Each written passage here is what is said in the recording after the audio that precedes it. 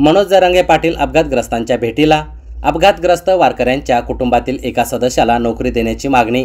मराठा आंदोलक मनोज जरांगे पाटील यांनी दिनांक 18 जुलै 2024 रोजी रात्री उशिरा अपघातग्रस्त वारकऱ्यांची भेट घेतली.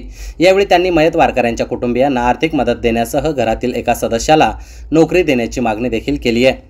जालना राजूर रोडवर तुपेवाडी फाट्याजवळ चारचाकी काळी पिवळी गाडी ही विहिरीत पडून 7 वारकऱ्यांचा दुर्दैवी मृत्यू झाला होता, तर 6 जणांवर रुग्णालयात उपचार सुरू आहेत. या घटनेची माहिती मिळताच मराठा आंदोलक मनोज जरांगे पाटील यांनी जखमींची रात्री उशिराने रुग्णालयात जाऊन भेट घेतली. जखमींची विचारपूस देखील यावेळी करण्यात आली. तसेच मृतांच्या नातेवाईकाला सरकारने जाहीर केलेली मदत तात्काळ द्यावी आणि त्यांच्या कुटुंबातील एका सदस्याला सरकारी नोकरी देखील मिळावी अशी मागणी मनोज जरांगे पाटील यांनी केली आहे. भयंकर वाईट दुर्दैवी झालं, लय वाईट झालं. ते झालं ते चांगलं नाही झालं. कळाल्याबरोबर आम्ही सगळे या दिशेनं निघालो. जखमी बांधवांची, वारकरी बांधवांची भेट घेतली. इथंही आम्ही आलो शिविरला. बोलायला लय अवघड जड जाते बोलायला. शेवटी लय मोठा काळाने गाला घातला योग, परंतु त्यांच्या कुटुंबाला ईश्वर बळ देईल या दुःखातून सावरण्यासाठी.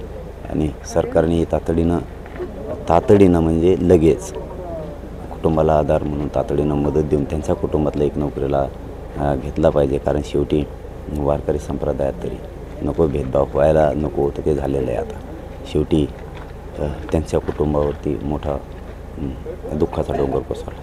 इतकं वाईट दुर्दैवी झालं आहे की खरंच सांगतो ना, नाही बोलता येत.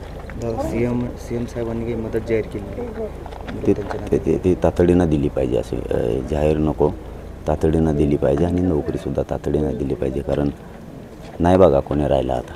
असं राहतं एका कुटुंबाला आधार लागतो. आणि शेवटी वारकरी संप्रदायाचे शिष्य आहेत, वारकरी आहेत सगळे. विठुरायाच्या चरणी नतमस्तक होऊन आलेले आहेत, विठुरायाचा आशीर्वाद घेऊन आलेले आहेत. परंतु काळानं शेवटी घाला घातला आणि लयच दुर्दैवी वाईट झालं. खरंच लय वाईट झालं.